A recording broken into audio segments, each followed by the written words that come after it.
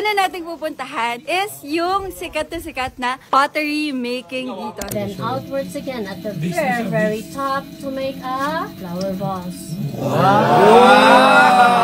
Kanina hindi ka marunong magbuka. Pero at least marunong nagpahaba. Kailangan gentle lang. Oh, wala. Meron ditong special lemon pie. Maasim. Hi guys! Welcome to Sagada! Siyempre, ang sarap dalhin ni Pearl dito, no? Pero today, hindi tayo magmamotor. Yung outfit natin yung ganyan, manipis na leggings, hindi yan pwede pang ride. Kasi today, since nandito na tayo sa Sagada, mag-iikot-ikot tayo. At ang una nating pupuntahan is yung sikat na pottery making dito. So, mag-aaral tayong gumawa ng mga paso, ng mga mug, ng kung ano-ano. Kaya today, samahan nyo kami at ang Evo All-Star sa Pottery in Sagada! Ito na pala tayo sa main town ng Sagada. So, mostly yung mga main, kuntik na siya. But, nandito na yung mga bangko, yung mga general merchandise na tindahan, mga souvenir shop, yan. Very, very simple living. Ibang mga bahay, kahoy, yung yero. Mga speakeasy siguro to. Cellar door yung title, oh. Sagada Cellar Door. Alfresco, craft beer, and imported wine.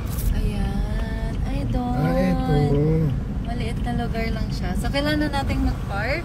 Okay, guys. Mag-park muna kami. Kuya, okay ka lang? Yay! Kasi po may nagluto ng sinigang. Anong gusto mong gawin? Kumaganti ka. Let's go, madam! Dito yan sa Danonoy, Sagada Mountain Province. Ay, magandang umaga po. Since 2001 pa siya. Ginagaya mo na naman, mako. Naka-copyright na naman ako sa chip eh. Tayo nag-i-discuss. Hintayin ba ka? Bagong grupo po? Opo. Pwedeng dyan po muna kayo sa place. Sige. Okay po.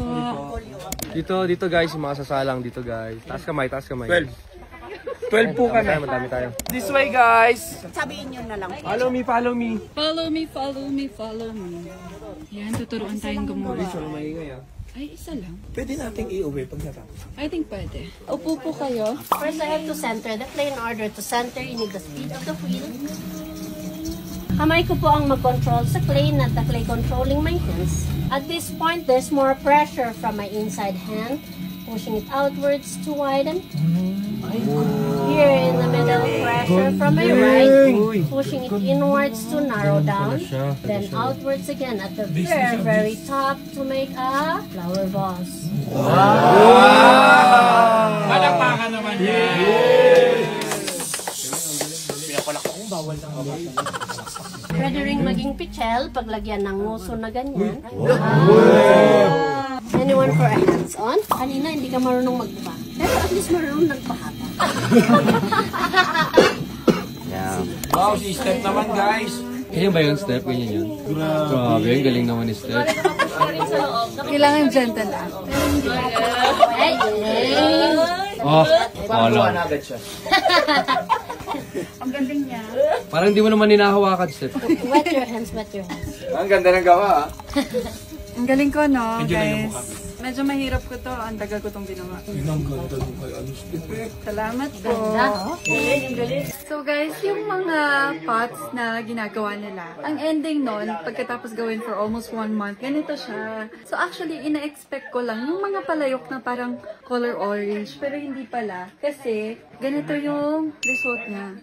Yan o, makintab, matigas. Basta hindi siya yung parang orange na ano. Kung marami kayo, sulit to. Kasi 100 lang naman yung fee. Tapos magbabayad lang kayo sa group, lalo na kung marami kayo. So, kung nandito kayo sa Sagada, itry nyo na rin. Sayang naman kasi 100 lang naman para magawa yung palayok. Tapos kung grupo kayo, collectively, mura lang yung babayad nyo. So, along the streets of Sagada, meron ditong special lemon pie. Kasi guys, sa labas pa lang, sobrang naamoy na namin yung sobrang bango. Ang bango talaga. Hindi ko alam paano ipapaliwanag sa inyo. Ano lang siya, simpleng kainan lang. Maliit na simpleng kainan. Tapos, meron silang drinks dito. At, syempre, mayroong lemon pie. You can buy slices and one whole. So, dahil dalawa lang kami ni AGZ, kakain. Isang slice lang bibili namin. Ayan. Thank you. Tigisa ba tayo? Isa lang? Isa lang? Oh, sige. Hindi, sige. Sige, tingnan muna natin. Lemon pie from Sagada. Joke. Maasim. Parang siyang tangerine, gano'n. Na medyo jelly. Sorry. Kaya pala kami ni Jeff. Ano? Ako nga.